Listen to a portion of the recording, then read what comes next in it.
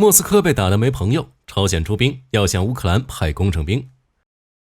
最新战报：26日，乌军全线重创俄军，彻底稳住乌东局势。俄军在黑海上空击落美军 RQ-4 全球无人机，精彩资讯即将开始。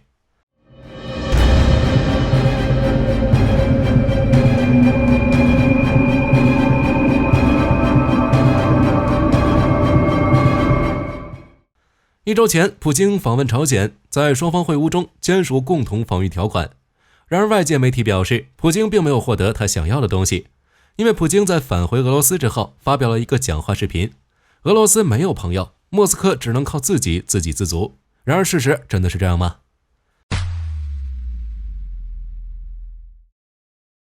根据媒体报道，朝鲜已经计划好一件事情，最早将于7月份派遣军事工程部队前往乌克兰战场。朝鲜给出的理由是，派遣工程部队是为朝鲜赚取现金，以此来弥补朝鲜受国际制裁造成的损失。针对此事，有记者在五角大楼举办的新闻发布会上，向五角大楼秘书兼发言人帕特赖德少将提出询问。帕特赖德少将并没有否认该消息，并表示美国将持续关注此事，同时还表示，如果自己是朝鲜军方高层人员的话，肯定不会将部队派遣到乌克兰战场充当炮灰。要知道，俄军在战场上使用最多的战术就是人海战术，派出一波训练不足而且没有支援的士兵进攻乌克兰阵地，以人海战术对乌军造成消耗。按照朝鲜的说法，此次派遣的军事工程部队主要派往俄罗斯占领区内，帮助俄军执行军事建设等任务，也可以理解为工程兵。但值得注意的是，工程兵同样是作战部队，是能够参与战场作战的。而关于朝鲜军事工程部队的消息，外界流传的并不多，只在越战期间有过记录。当时，朝鲜派遣一个军事工程兵团前往北越，协助北越建造了一个秘密地下指挥部建筑群。不过在去年的时候，就有朝鲜派兵乌克兰的传言，当时传出的消息显示，将有10万朝鲜人进入乌克兰战场，这些人不仅负责乌东地区的重建，同时还将与俄军一起参与对乌作战行动。然而最后却是不了了之，并没有更多的证据证明朝鲜已经派兵，所以火力军针对此次朝鲜派兵的言论依旧持一个怀疑的看法。不过值得注意的是，此次普京访问朝鲜，双方签署了一份重要文件，俄朝成为全面战略伙伴。全面战略伙伴关系条约在这份条约中规定，当任何缔约方遭遇入侵时，另一方将向其提供援助。外界认为这项条约有军事同盟的性质，而这一点是值得外界重点关注的。接下来来看战场最新消息。有了欧美的支持，乌军26日全线重创了俄军，乌克兰多地乃至俄本土的战斗到了深夜仍在继续。在乌东哈尔科夫前线，乌军沿楚海夫轴线收复沃夫昌斯克市区的阵地，斯塔雷齐亚定居点的俄军也已被肃清。目前乌军正继续向北推进。而大家比较关注的被包围在沃夫昌斯克中部工厂内的400俄军，如今除了此前投降的30多人外，剩下的大多数俄军仍被困在此，几乎每天都在接受乌空军精准滑翔炸弹的问候。在哈尔科夫，乌军的人数、火炮现在都已优于俄军。俄军正计划将第155海军步兵旅和第9摩步旅以及新组建的合成军部署到哈尔科夫进行换防。但火力军相信，俄军中将被乌军打回本土，届时俄罗斯在军事、在外交上都将遭受重创。在巴赫穆特前线，俄军继续围攻恰索夫亚尔，但仍无法有效推进，故而俄军至今都无法在运河以西建立桥头堡。此外，俄军向克里希伊夫卡和德鲁日巴的进攻均已被乌军击退，尤其是霍利夫卡方向的德鲁日巴，俄军在此地以东有了小幅推进。俄军的先锋部队一度摸到了德鲁日巴的第一条街道，但很快就被赶来的乌军击退。不过，由于俄军的长期空袭，巴赫穆特、恰索夫亚尔这些城市已经满目疮痍。6月26日，泽连斯基视察了顿涅茨克，并到表现出色的第110旅和第47旅前线阵地进行了慰问。其中乌军第47旅的士兵在战斗中驾驶一辆 M2 步兵战车，使用车载25毫米大毒蛇机炮，直接将来袭的俄军 FPV 无人机击落，打的那叫一个准，而用时只有几秒钟而已。这不仅展现了 M2 战车卓越的性能，也反映了乌军士兵的军事素养。毕竟只有优秀的光学、观瞄系、弹道稳定的机炮以及机枪手熟练的技能，才能准确击落远方的小目标。其他旅表现也不俗，如乌军第24机械化旅摧毁了俄军 T72 等多辆俄军装备。第81空中机动旅使用无人机投下美制 M67 手榴弹，也摧毁了一辆俄军坦克。第14独立机械化旅也利用无人机摧毁了俄罗斯的弹药库等目标。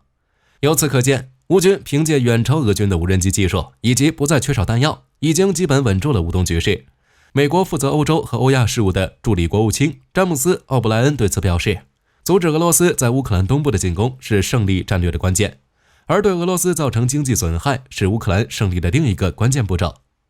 另外，在乌南，据卫星图像显示，6月25日，克里米亚的乔达角地区发生火灾。该地区是俄军军事训练场所在地，也是俄军向乌克兰发射见证者136无人机的地方。目前起火原因尚不清楚，不过有 X 平台用户称，克里米亚维蒂诺地区的一个通信中心遭到了导弹袭击，克拉苏哈电子战综合设施已被摧毁。值得注意的是，克里米亚这2天还发生了一件大事。俄罗斯真理报在6月24日刊登了一篇名为“俄空天军可能在黑海上空击落一架美国无人机”的新闻。该消息一出，俄军支持者们直接原地高潮，觉得俄罗斯要出手保克里米亚。但紧接着，美国否认了这件事，表示俄罗斯根本没打下来。据美国新闻周刊6月25日报道称，目前无法核实这一说法的真实性，并已经通过电子邮件的方式向美国国防部和俄罗斯外交部进行求证。另外，路透社驻五角大楼记者伊德里斯·阿里在社交媒体 X 上表示，一名美国军方官员说，黑海上空没有发生任何事件。那到底打没打下来呢？首先来看消息来源。据悉，该消息最早来源于与俄空天军有关的社交媒体账号，其发布帖子暗示有飞机在黑海上空被击落，但该帖子并未指明飞机型号。是俄真理报自己报道称，被击落的可能是 RQ-4 无人侦察机。RQ-4 是什么性能？大家想必都清楚，美军最先进的无人机，其具备的高空全空域侦察的性能，是即可在2万米的高空对目标进行实时监控。据悉，被 RQ-4 锁定的目标，其100公里范围内的蛛丝马迹都能被侦测到。同时 RQ-4 有为导弹提供目标、导航等功能，可为导弹提供打击路径。自俄乌战争全面爆发后， RQ-4 差不多一直都在黑海上空活动。值得注意的是，乌军用导弹频繁打击克里米亚俄黑海舰队舰船和俄军重要的基础设施。在情报方面， RQ-4 扮演了相当重要的作用。俄乌双方也是心知肚明，那俄罗斯为什么一直没有打呢？这就涉及了3个问题，即俄军有没有能力打、愿不愿意打，以及有没有胆量打。我们一个一个看，有没有能力打？俄军肯定是有的，连伊朗都曾在2019年击落美军的 RQ-4 无人机。作为盟友，能力更强的俄罗斯自然也有能力。据俄外交部发言人扎哈罗娃26日称，俄罗斯正与伊朗商定一项重大条约，并且即将达成，可见俄伊关系有了前所未有的上升。那愿不愿意打？俄军肯定是愿意的，毕竟乌军导弹、无人机频繁对克里米亚的打击，已经导致此地俄军的防空系统和基础设施遭到严重损失，俄罗斯肯定不会容忍。那最关键的，俄军有没有胆量打呢？这就不好说了。美国和俄罗斯之间知根知底，通过俄乌战争就会发现，美国其实不想直接去触动俄罗斯，如给援乌武器加限制，几乎任何决策都会考虑俄罗斯的反应，而俄罗斯的表现也是如此。如美国援助的武器还在美军手里时就没打过，都是等交给乌军后才动的手。可见美俄双方都不想直接交火，因为他俩都清楚，一旦发生直接交火，届时俄罗斯和美国都将互相面对一个强大敌人，双方也都会陷入如何应对回应的窘境。如果不应对回击，那就在全球面前丢脸，不符合自身的战略利益。回应反击的话，引发大战又怎么办？所以双方都是小心翼翼的。因此，即便俄罗斯有这样的意愿打掉 RQ-4， 但从胆量而言，俄罗斯还得考虑考虑。所以客观的讲，不到万不得已，俄军是不会主动去打美军无人机的。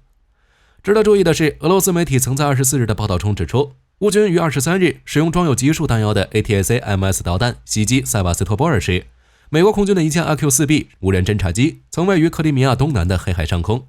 或许是在这一事件的影响下，才传出了俄军可能在黑海上空击落了一架美国无人侦察机的消息。目前这一说法尚未得到美国方面的证实。另据莫斯科时报6月25日的报道，俄罗斯总统新闻秘书佩斯科夫在当天的发布会上也被要求对此事发表评论。他告诉记者，老实说，我没有可以提供的相关信息，后续结果如何，火力军会持续关注。据中时新闻网6月26日报道美陆战队再次与菲军合作，进行为期3周的联合军演。据悉，为了能够起到足够的震慑作用，这次军演采用了实弹射击，主要展示了美菲联军的精准打击能力。自2022年以来，为保证印太地区的自由开放，美国先后与日本、澳大利亚、菲律宾以及韩国和巴布亚新几内亚建立了共同合作关系。同属亚洲统一阵营的日本与菲律宾关系也日益密切，两国计划于今年7月8日在菲律宾首都马尼拉举行2+2磋商，并将签署互惠准入协定。在此协议生效之后，日本自卫队将正式加入美菲的联合演习。届时，日本还会向菲律宾提供5套海岸监视雷达，以此来加强两国的合作关系。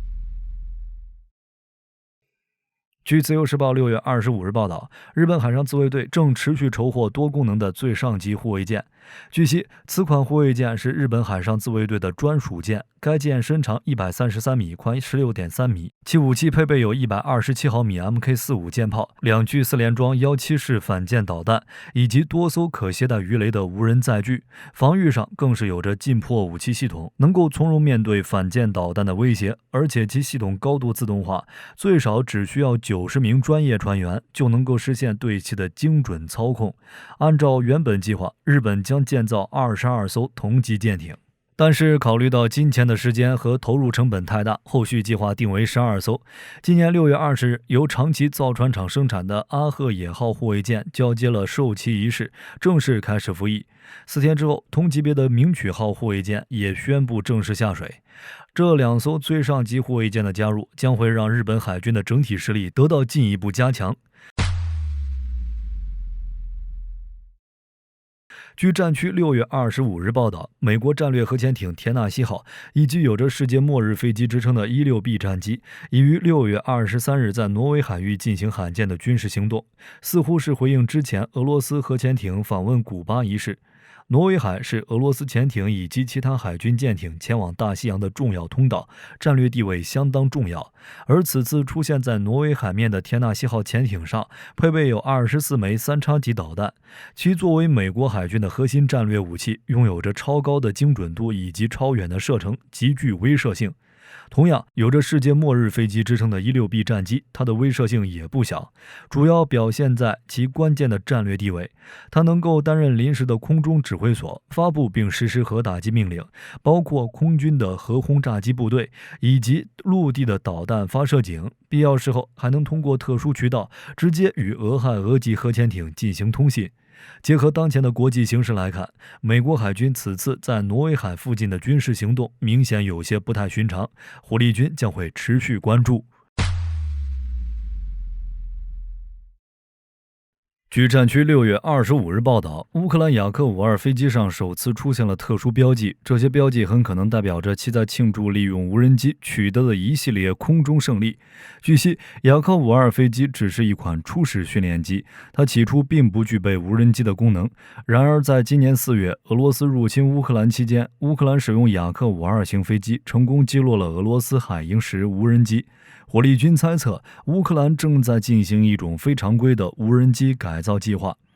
如上述所说，雅克52不同于常规无人机，它自身有一个后座舱，完全有条件携带一名炮手，使其在空中对敌方无人机展开攻击，但这会有相当大的难度。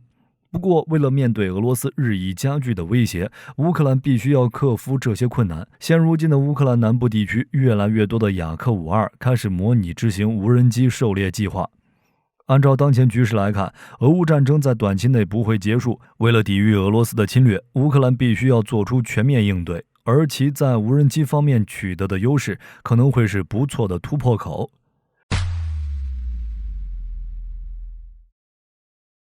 据军队认可网6月25日报道，俄罗斯国防公司 Rostec 宣布，最新一代的轮式自行榴弹炮已交付给驻扎在乌克兰的前线部队。据悉 ，RS-43 是一种最先进的轮式自行榴弹炮，它搭配一门155毫米口径火炮，并配备先进的瞄准和火控系统，能够进行高精度炮击。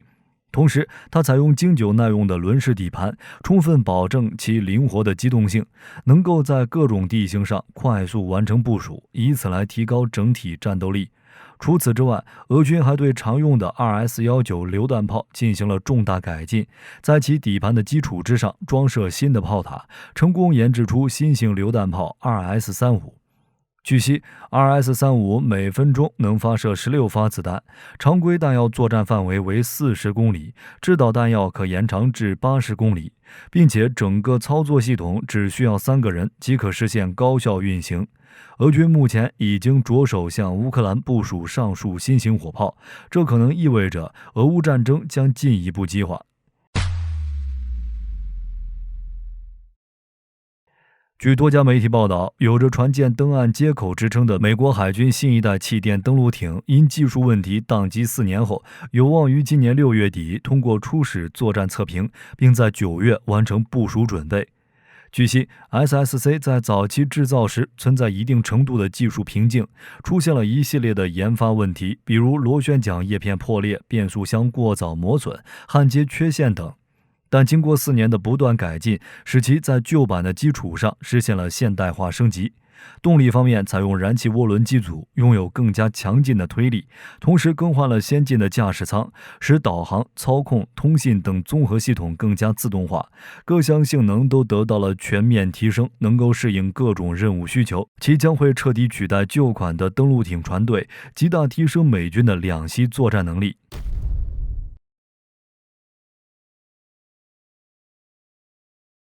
根据美国媒体报道，4名美国官员对外透露，拜登考及批准美国军事承包商部署到乌克兰。外界对此表示，标志着美国对乌克兰政策的又一项重大转变。根据知情官员的说法，该政策正在进行制定，目前尚未经过总统拜登的批准。一旦获得批准，预计将在今年生效，将允许五角大楼向军火商提供在乌克兰境内工作的招标合同。这将是自俄乌爆发之后的首次。其实，在过去的2年中，五角大楼希望美国人远离乌克兰战场，并明确警告美国公民不要前往乌克兰。在这种要求下，那些原乌的美制武器如果在战场上受到严重损害，想要维修的话，还需要运送到波兰、罗马尼亚或其他北约国家。这种流程大大增加了维修的时间成本。虽然美军也可以在日常维护方面为乌克兰提供帮助，但也只能通过远程指导的方式进行。美军与军火商无法直接接触乌克兰境内的美制武器。